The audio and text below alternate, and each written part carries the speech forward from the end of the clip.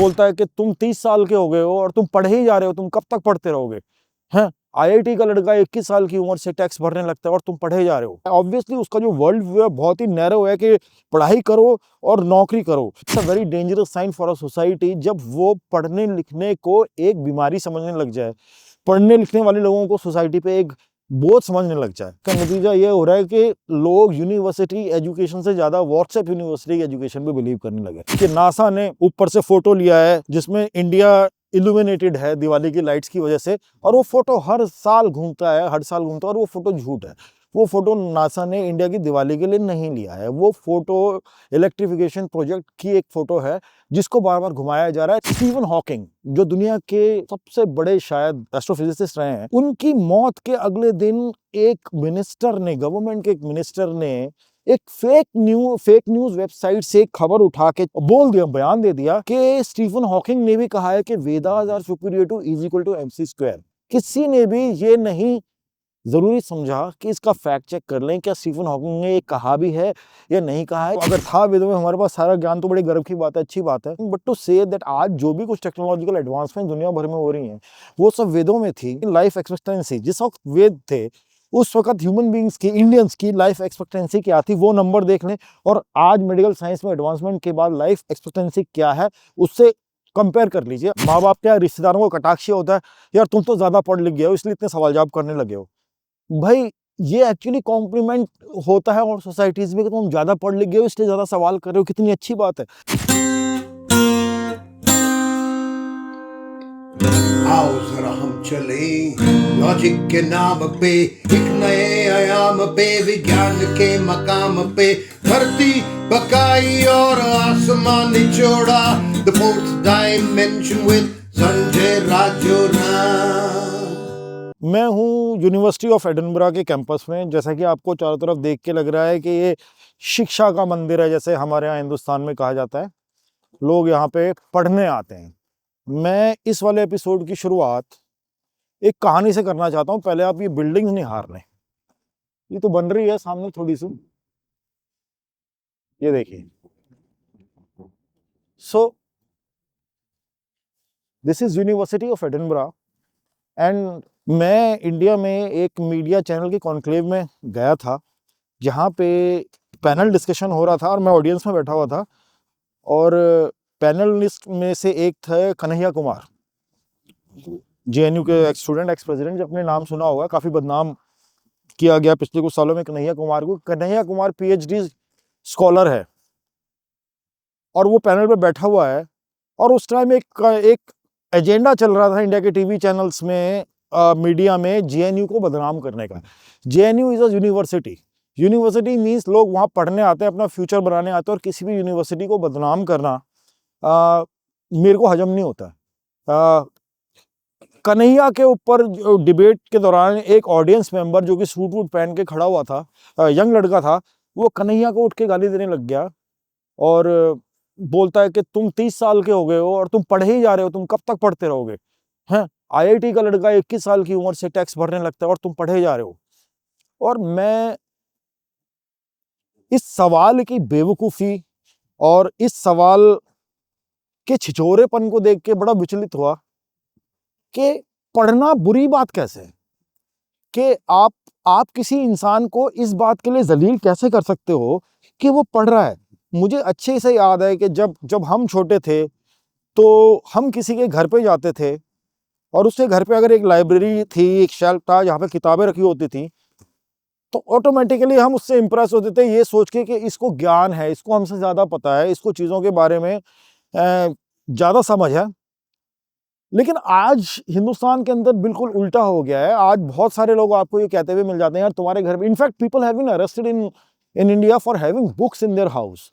एक किस्सा तो ये भी है कि एक बंदे के घर पे वॉर एंड पीस नाम की किताब थी और जज ने उसको बोला कि तुम्हारे पास ये किताब क्यों है जिस पे वॉर लिखा हुआ है।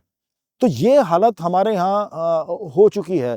अब को जो ये बंदा कन्हैया से ये पूछ रहा है कि तुम 30 साल तक पढ़े जा रहे हो, आईआईटी का लड़का 21 साल की उम्र में टैक्स भरने लगता है। ऑब्वियसली उसका जो वर्ल्ड व्यू है बहुत ही नैरो है कि पढ़ाई करो और नौकरी करो। उस बंदे से ये पूछा जाए कि आईआईटी के स्टूडेंट्स को जो प्रोफेसर्स पढ़ाते हैं 50 साल के, 60 साल के, 65 साल के, उन्होंने पीएचडीज करी हुई हैं, उन्होंने भी रिसर्चेस करी हुई हैं, वो कोई 21 साल की उम्र से टैक्स भरने में नहीं लग गए थे, आपको पढ़ाने में लगे हुए थे। और कन्हैया ने मेरे ख्याल से पीएचडी करी है अफ्रीकन स्टडीज के ऊपर, तो उससे ये नराधम ये पूछ रहा है कि अफ्रीकन स्टडीज में पीएचडी करके तुम क्या करोगे, देयर बाय प्रूविंग कि एजुकेशन क्यों। ऐसे तो हम ये बोलने लगे कि हम क्यों ज्योग्राफी पढ़ते हैं, कि बर्मा की क्यों पढ़ रहे हैं, जापान की क्यों पढ़ रहे हैं, होंशो काइडो शिकोकू काइशु जो आइलैंड है जापान के, हमने क्यों पढ़े हैं, हमने वर्ल्ड वॉर 2 में नाजी एजेंडा के बारे में क्यों पढ़ा है। तो ये तो एक बहुत ही बेतुका और बेईमानी सवाल है। हो ये रहा है हिंदुस्तान के अंदर पिछले कुछ सालों में, बड़े प्राइड के साथ लोग ये बात को फ्लॉन्ट करने लगे हैं कि वो इंटेलेक्चुअल्स नहीं है, वो इंटेलेक्चुअल्स को धिक्कारते हैं। और इसमें बहुत सारे इंटेलेक्चुअल्स को बेइज्जत करा गया है, प्रोसिक्यूट करा गया है, और कुछ को तो मारा भी गया है हिंदुस्तान के अंदर। And I don't think it's a nice thing, it's a very dangerous sign for a society जब वो पढ़ने लिखने को एक बीमारी समझने लग जाए, पढ़ने लिखने वाले लोगों को सोसाइटी पे एक बोझ समझने लग जाए। इसका नतीजा क्या हो रहा है? इसका नतीजा ये हो रहा है कि लोग यूनिवर्सिटी एजुकेशन से ज़्यादा व्हाट्सएप यूनिवर्सिटी एजुकेशन पे बिलीव करने लगे हैं। व्हाट्सएप यूनिवर्सिटी एक ऐसा यूनिवर्स हिंदुस्तान के अंदर बन गया है जहाँ पे कोई भी बात, कोई भी खबर, किसी भी तरह के झूठ में लपेट के कितनी भी अनरियल बात आपको बता दी जाए, भेज दी जाए, पीपल लैप इट अप। लोग उसको पकड़ लेते हैं बिना उसका फैक्ट चेक किए, बिना उसको ये देखे कि क्या ये पॉसिबल है या नहीं है। बस व्हाट्सएप पे आ गया है, आपकी फैमिली ग्रुप में फॉरवर्ड हो गया है, आप उसको एक्सेप्ट कर लेते हैं कि ये अल्टीमेट ट्रुथ है। इस तरह की चीज़ें आपको बार बार दिखती हैं। हर साल दिवाली के बाद एक फ़ोटो व्हाट्सएप पे घूमती है कि नासा ने ऊपर से फ़ोटो लिया है जिसमें इंडिया इल्यूमिनेटेड है दिवाली की लाइट्स की वजह से, और वो फ़ोटो हर साल घूमता है, हर साल घूमता है, और वो फ़ोटो झूठ है। वो फ़ोटो नासा ने इंडिया की दिवाली के लिए नहीं लिया है, वो फ़ोटो इलेक्ट्रिफिकेशन प्रोजेक्ट की एक फ़ोटो है जिसको बार बार घुमाया जा रहा है, लेकिन लोग उसको फ्लॉन्ट करते हैं।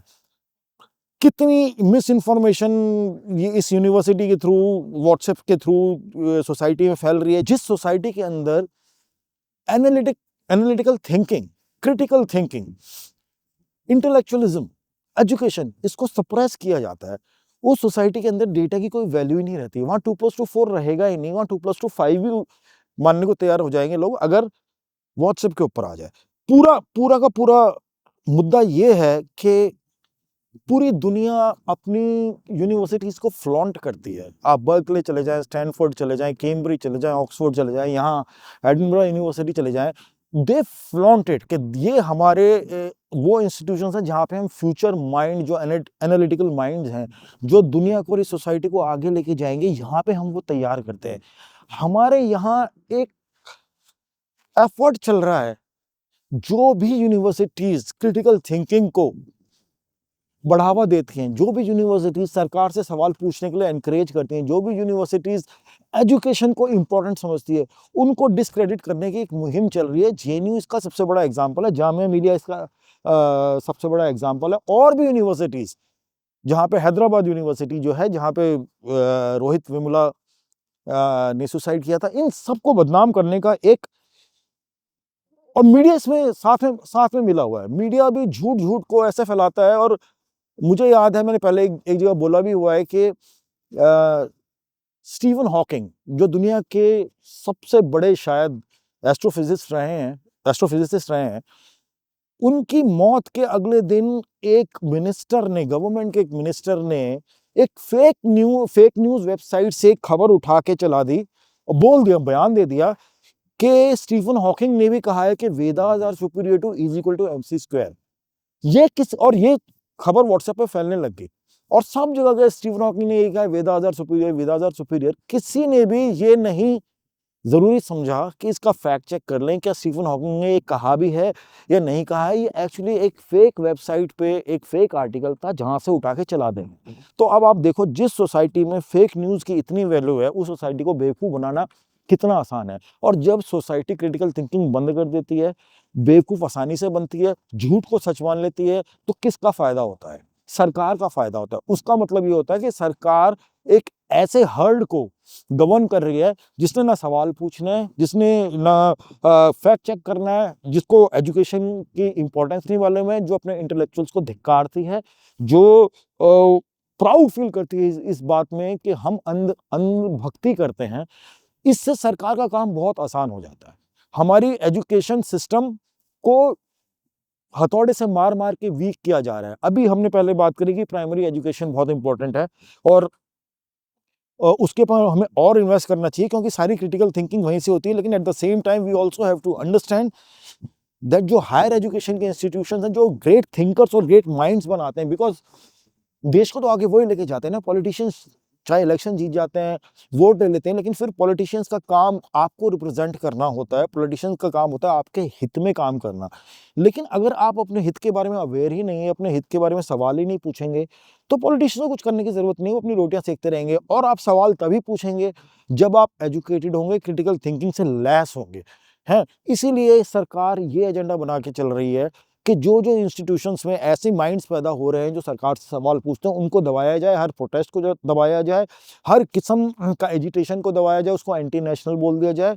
बट अगर जो जनता है वो एजुकेटेड होगी, क्रिटिकल थिंकिंग में बिलीव करेगी, तो वो सरकार का ये काम आसानी से होने नहीं देगी, इसको बहुत मुश्किल बना देगी। और यही एजुकेशन का पर्पस है। किसी भी मुल्क को, किसी भी सोसाइटी को अगर आगे बढ़ना है तो उसको सबसे ज़्यादा इन्वेस्ट अपनी एजुकेशन में करना पड़ेगा। और हमारे यहाँ फॉर्चुनेटली हायर इंस्टीट्यूशंस आज़ादी के बाद से उसमें बहुत इन्वेस्ट करा गया, बने भी हैं। उनकी क्रेडिबिलिटी अब कम नहीं होनी चाहिए, क्योंकि सिर्फ आईआईटीज़ ही सब कुछ नहीं है, सिर्फ मेडिकल कॉलेजेस ही सब कुछ नहीं है। यूनिवर्सिटीज़ लाइक जेएनयू और universities like Delhi university, Aligarh Muslim university, Jamia Millia Islamia, Hyderabad university, ये सब बहुत इंपॉर्टेंट यूनिवर्सिटीज़ हैं जहाँ पे बहुत सारी चीज़ें पढ़ाई जाती हैं, जहाँ जो हमारी सोसाइटी को और मजबूत बनाएंगी। क्योंकि अगर आप ये देखेंगे कि सिर्फ आईआईटी ही अगर सबसे ज़्यादा इंपॉर्टेंट है, सभी ने आईआईटी कर लिया है, तो कितने आईआईटी इंजीनियर्स की ज़रूरत है हमें एक्चुअली, जो देश चलाएंगे। क्योंकि देश सिर्फ इंजीनियरिंग से नहीं चल रहा है, और भी बहुत कुछ चाहिए होगा। वो सब कहाँ से आएगा? वो इन यूनिवर्सिटी से ही है। तो please forget about WhatsApp university, just focus on the real universities, forget about this fake education, focus on the real education। और आगे से आपके पास कोई भी व्हाट्सएप फॉरवर्ड आए, उसको फैक्ट चेक कर लीजिए प्लीज। एक और पॉपुलर नैरेटिव बनता जा रहा है, अक्सर सुनने को मिलता रहता है, पॉलिटिकल लीडर्स कहते हैं, टीचर्स भी कहने लग गए हैं, घरों में तो ये बात आम है कि सुपीरियोरिटी ऑफ वेदास। जैसे कि मैंने अभी बताया, स्टीफन हॉकिंग की डेथ के बाद बोला गया था कि वेदों में हमारे पास सारा ज्ञान था। मतलब अगर था वेदों में हमारे पास सारा ज्ञान तो बड़ी गर्व की बात है, अच्छी बात है। एंड एक्चुअली वेदों में ज्ञान है, लेकिन वो उस वक्त का ज्ञान है, वो उस वक्त के लिए रेलेवेंट था। अगर वेदों में ज्ञान है तो आप उसको आज के टाइम में उसका कोई रेलेवेंस नहीं है। आपके एक वो हिस्टोरिकल लेगेसी है, उसको उस पे आपको प्राउड फील करना चाहिए, उस पे मतलब फॉन्ड भी करना चाहिए उसको to an extent. But to say that आज जो भी कुछ टेक्नोलॉजिकल एडवांसमेंट दुनिया भर में हो रही हैं, वो सब वेदों में थी, इससे कोई फायदा नहीं है, इससे सिर्फ खिल्ली उड़ती है। अगर आप एक सिंपल सा पैरामीटर देखिए, लाइफ एक्सपेक्टेंसी, जिस वक्त वेद थे उस वक्त ह्यूमन बींग्स की, इंडियंस की लाइफ एक्सपेक्टेंसी क्या थी, वो नंबर देख लें, और आज मेडिकल साइंस में एडवांसमेंट के बाद लाइफ एक्सपेक्टेंसी क्या है, उससे कंपेयर कर लीजिए, आपको पता चलेगा। अगर वेदों में अगर मेडिकल साइंस इतनी एडवांस थी है, तो फिर ये लाइफ एक्सपेक्टेंसी इतनी कम क्यों थी? अगर वेदों में सैटेलाइट्स थे, मिसाइल्स थी, रॉकेट्स थे, तो ये बीच में गए कहाँ? ये एक लॉजिकल क्वेश्चन है, ये बहुत ही सिंपल है। किसी बच्चे को भी आप बोलोगे कि हमारे पास तो करोड़ रुपए थे पहले, तो बच्चा भी अभी बोलेगा तो अब हम इतने गरीब क्यों हैं, वो रुपए कहाँ गए? ये एक सिंपल सा क्वेश्चन है, और ये क्रिटिकल थिंकिंग से ही आता है। अगर सोसाइटी में यही सवाल पूछने बंद कर देना लोगों ने, ये सब पूछना, तो हम ना वापस से एक एंशिएंट टाइम में चले जाएंगे और पूरी दुनिया हम पे हंसेगी, और काफी चीजों में हंस भी रही है। लेकिन हम हंसने वाली कौम है नहीं। हिंदुस्तान ने अगेन एंड अगेन ये प्रूव किया है कि हम एक इंटेलिजेंट, हमारे यहाँ फिलोसोफर्स भी हुए हैं, हमारे यहाँ साइंटिस्ट भी हुए, हमारे यहाँ मैथमेटिशियंस भी हुए हैं, हमारे यहाँ फिजिशियंस भी हुए हैं। हमने दुनिया में प्रूव किया है कि हम एक बहुत ही लायक कौम है, हम एक बहुत ही लायक मुल्क है, हमारे पास दिमाग, इंटेलिजेंस की कोई कमी नहीं है। Let us be proud of what we are and let us strive to be worthy of it. Let us strive कि हम और जितनी हमारी एबिलिटीज हैं उसको 100% यूटिलाइज करें, ना कि अनसाइंटिफिक सोच, इरेशनल सोच और एजुकेशन को धिक्कारते हुए हैं जो अपनी एबिलिटीज को बिल्कुल ही कम कर दें और फिर दुनिया के लिए एक हास्य का पात्र बन जाए। कोई भी खबर जाके किसी को सुनाते हो कि मैंने कि ये खबर है, तो एक एक बहुत ही लॉजिकल सबसे पहला क्वेश्चन है उसका यही होता है कि तुझे कैसे पता। अगर आप जस्टिस सिस्टम देखें, जुडिशरी देखें, कोई भी केस अगर कोर्ट में होता है तो जज सबूत मांगता है, कानून सबूत पे चलता है। क्यों? क्योंकि it is very important for a rationalist society to have evidence, to have proof कि कुछ भी आप इल्जाम किसी चीज पे लगा रहे हैं, किसी कम्युनिटी पे लगा रहे हैं, तो उसका आपके पास प्रूफ क्या है। अगर सब कुछ आस्था पे ही चलता और अंधेपन में ही चलता, अगर सब कुछ सिर्फ व्हाट्सएप यूनिवर्सिटी पे ही चलता, तो कोर्ट में केसेस भी फिर उनको क्यों एविडेंस चाहिए, क्यों कुछ भी करना है, और क्यों इंसाफ के लिए बड़ी बड़ी लॉ की किताबें पढ़नी है और कॉन्स्टिट्यूशन को देखना है। सीधा व्हाट्सएप पे चले जाओ और किसी कहने से मान लो कि भाई हाँ यही मुजरिम है और उसको करने लग जाओ। एजुकेशन इसलिए भी इम्पोर्टेंट है। सिर्फ आप खुद अपने ऊपर जिस तरह की जिंदगी आप जी रहे हैं, आपको अपनी जिंदगी की क्वालिटी इंप्रूव करने के लिए एजुकेशन बहुत ज़्यादा इंपॉर्टेंट है और क्रिटिकल थिंकिंग बहुत ज़्यादा इंपॉर्टेंट है। प्लीज़ पुराने हिंदुस्तान में चले जाइए, अब से कुछ साल पुराने हिंदुस्तान में, जहाँ पे एजुकेशन की वैल्यू थी, जहाँ पे उन लोगों की इज्जत करी जाती थी जिनके पास किताबें थी। अक्सर आपने माँ बाप को देखा होगा कि उनके जो औलादें, बेटा या बेटी जो भी उनसे ज़्यादा सवाल करता है, तो उनके ऊपर माँ बाप क्या रिश्तेदारों को कटाक्ष होता है, यार तुम तो ज़्यादा पढ़ लिख गए हो इसलिए इतने सवाल जवाब करने लगे हो। भाई ये एक्चुअली कॉम्प्लीमेंट होता है और सोसाइटीज में कि तुम ज्यादा पढ़ लिख गए हो इसलिए ज्यादा सवाल कर रहे हो, कितनी अच्छी बात है। लेकिन हमारे यहाँ इस तरह से हो रहा है कि तुम इतना सवाल कर रहे हो, तुमने इतना सवाल पढ़े, तो गलत है। क्यों? क्योंकि हमारे यहाँ का कल्चर ये बना हुआ है कि सवाल मत पूछो, सिर्फ झुक जाओ सामने, उससे रेस्पेक्ट कर लो सामने। ये जो कल्चरल बैरियर है ये तभी टूटेगा और तभी हम एक मॉडर्न सोसाइटी के रूप में इवॉल्व कर पाएंगे जब हम एजुकेशन, क्रिटिकल थिंकिंग को वैल्यू करेंगे और सवाल पूछने को एनकरेज करेंगे, ताकि कोई कन्हैया अगर 30 साल की उम्र में पीएचडी कर रहा है तो उससे कोई बंदा आके ये ना बोल सके तुम इतना क्यों पढ़ रहे हो। हम यही सुनते सुनते बड़े हुए हैं कि पढ़ोगे लिखोगे बनोगे नवाब। और पढ़ना लिखना बुरी बात कैसे हो सकता है? हमको अपने एजुकेशन सिस्टम को उस लेवल पे लेके आना है ताकि हम वास्तव में वो विश्व गुरु, वो सुपर पावर बन सकें जिसके बारे में हम इतना प्रोपेगेंडा कर रहे हैं। बिना पढ़े लिखे अंधविश्वासों से दूर हों, एविडेंस में बिलीव करें, रिसर्च में बिलीव करें और इंटेलेक्चुअल एबिलिटी में बिलीव करें। और अगेन मैं मतलब क्लीशे हो जा रहा है बोलते बार बार, क्रिटिकल थिंकिंग में बिलीव। और जिस दिन हमने इसका 80% भी अचीव कर लिया, जो कि मैंने बोला है एजुकेशन में, उस दिन हम गर्व से कहेंगे जय हिंद।